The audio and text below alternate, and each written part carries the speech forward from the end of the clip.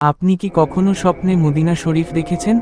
জানেন, ইসলামী দৃষ্টিতে এমন স্বপ্ন কি ইঙ্গিত বহন করতে পারে? শেষ পর্যন্ত দেখুন। মূল অংশ। মদিনা শরীফ হলো আমাদের প্রিয় নবী সাল্লাল্লাহু আলাইহি ওয়াসাল্লামের শহর। অনেক ইসলামী আলেম বলেছেন, স্বপ্নে মদিনা শরীফ দেখা সাধারণত একটি ভালো ও আশাব্যঞ্জক স্বপ্ন হিসেবে বিবেচিত হয়। এটি আল্লাহর রহমত, ঈমানের প্রতি ভালোবাসা, নেক আমলের আগ্রহ বা জীবনে কল্যাণ আসার ইঙ্গিত হতে পারে। কারো জন্য এটি তাওবার দিকে ফিরে আসার অনুপ্রেরণাও হতে পারে।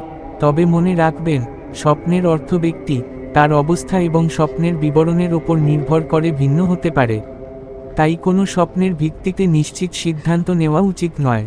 সবচেয়ে গুরুত্বপূর্ণ বিষয় হল, এমন স্বপ্ন দেখলে আল্লাহর শুকরিয়া আদায় করুন, বেশি বেশি ইস্তিগফার করুন, সুন্নাহ মেনে চলার চেষ্টা করুন এবং সুযোগ হলে মদিনা শরীফ জিয়ারতের জন্য আল্লাহর কাছে দোয়া করুন।